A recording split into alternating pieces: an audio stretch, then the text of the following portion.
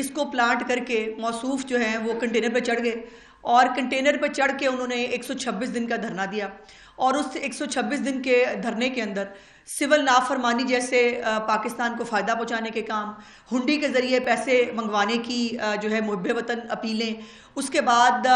Parliament پہ حملہ کرنے جیسی جمہوری حرکتیں، اور پی ٹی وی کی نشریات بند کرا کے ایک دوسرے کو مبارکباد دینے کی سیلیبریشنز جو ہیں، یہ موصوف نے یہ کارنامے سر انجام دیے۔ اس کے بعد 2018 کے الیکشن ہوا، اس کے اندر چونکہ وہ خود جیت گئے تو ان کو یاد نہیں رہا، ان کی یادداشت بھول گئی کہ آر ٹی ایس جو ہے وہ کیسے بٹھایا گیا تھا، ریزلٹس جو ہیں وہ کتنے گھنٹوں بعد جو ہے وہ آئے تھے، اور اس الیکشن سے پہلے جو پری پول ریگنگ کی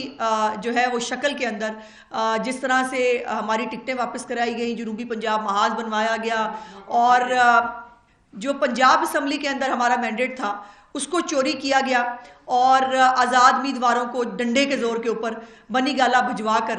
حکومت بنائی گئی، لیکن یہ تمام چیزیں جو ہیں جائز تھیں چونکہ عمران خان حکومت بنا رہا تھا۔ اس کے بعد اب جب 2024 کا الیکشن آیا ہے، افسوس کی بات یہ ہے کہ جب سے یہ تحریک فتنہ فساد پاکستان کی سیاست میں آئی ہے تو اگر یہ حکومت میں ہوں تب بھی دہشت گردی کرتے ہیں۔ جو دہشت گردی انہوں نے پاکستان کی اخلاقی اقدار کے ساتھ کی وہ بھی دہشت گردی ہے، جو دہشت گردی یہ پاکستان کے سیاسی مخالفین کے ساتھ کرتے رہے وہ بھی دہشت گردی ہے، جو دہشت گردی انہوں نے زکوٰۃ خیرات کھا کر اور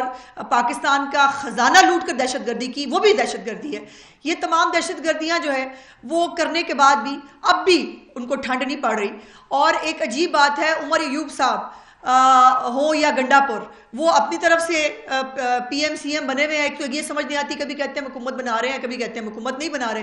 اور ان کو الیکشن دوبارہ بھی نہیں کرانا، ان کو الیکشن ٹھیک بھی لگ رہا ہے۔ کے پی کے اندر وہ جو ہے وہ پارلیمنٹری پارٹی کی اپنی میٹنگز بھی بلا رہے ہیں، لیکن پنجاب کے اندر جو ہے وہ فتنہ فساد کرنے سے باز نہیں آ رہے۔ اب جو کمشنر راولپنڈی کا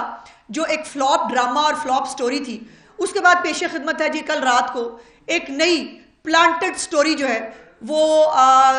تجویز کی گئی، اور وہ پلانٹڈ سٹوری تھی کہ وہ جو عمران خان نے ٹپ دی ہوئی تھی نا 2013 کے الیکشن میں اردو بازار کے بیلٹ پیپر،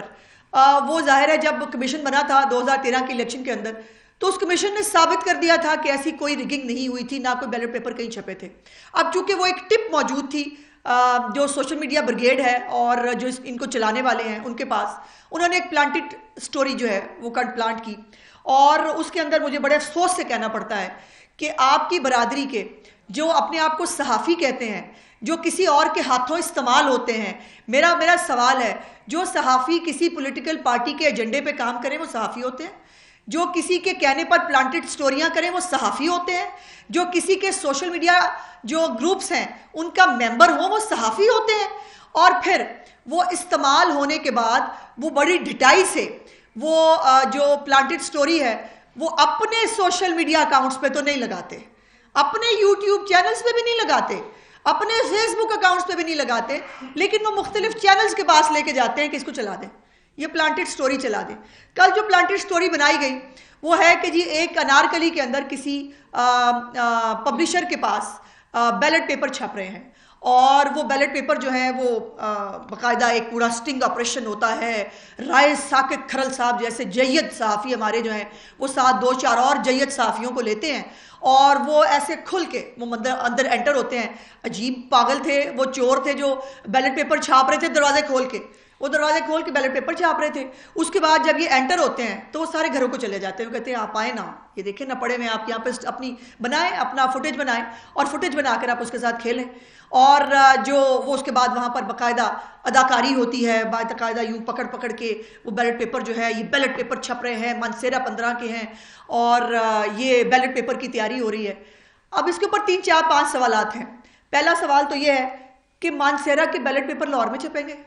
اور کوئی نہیں ملیا بیلٹ پیپر چھاپنا سے، ارد گرد ہمیں مطلب کوئی جگہ نہیں ملی کہ اگر ہم نہیں بیلٹ پیپر چھاپ رہے تھے تو ہم اتنے کوس دور ہم لاہور میں آ کے بیلٹ پیپر چھپوانے ہیں۔ بیلٹ پیپر چھپوانے، سوال نمبر 2، بیلٹ پیپر چھپوانے کی ضرورت کیا ہے؟ ہم تو خود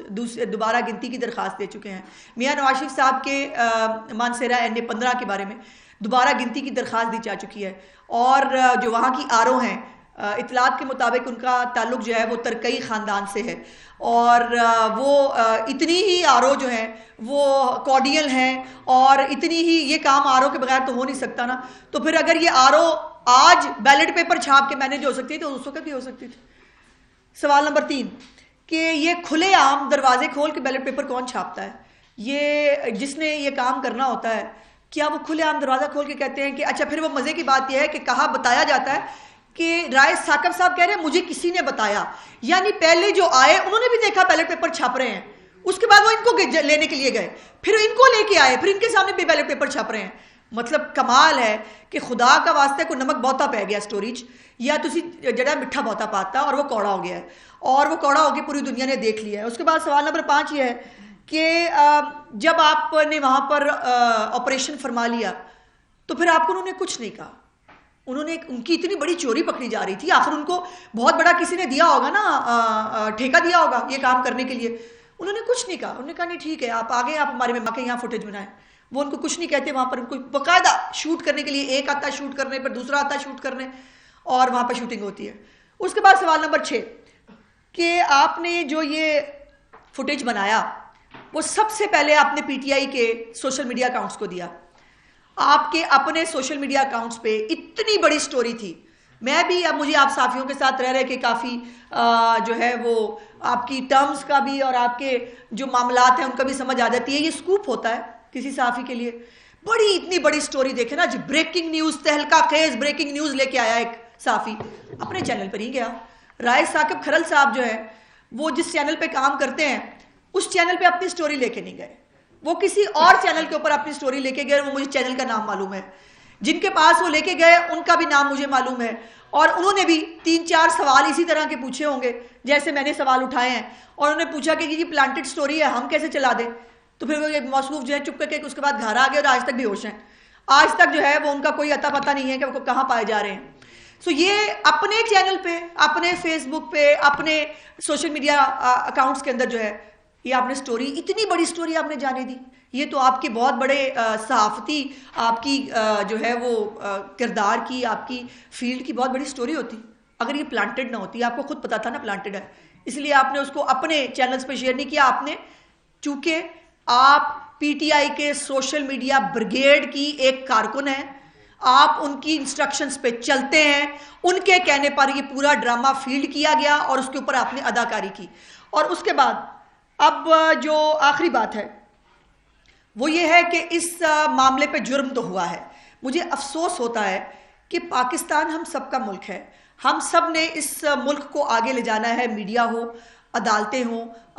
مقننہ ہو، انتظامیہ ہو، سب لوگوں نے اپنا اپنا رول ادا کرنا ہے، تو اس ملک نے آگے بڑھنا ہے. آپ چلیں، آپ کو بہت محبت ہے ایک پولیٹیکل پارٹی سے، آپ کو بہت محبت ہے اس کے ایک لیڈر سے، کریں محبت، چلیں میں اس پہ بھی اعتراض نہیں کرتی. اتنی تھوڑی سی محبت اپنے ملک کے لیے بھی رکھ لیں. وہ ملک جس نے آپ کو نام دیا ہے،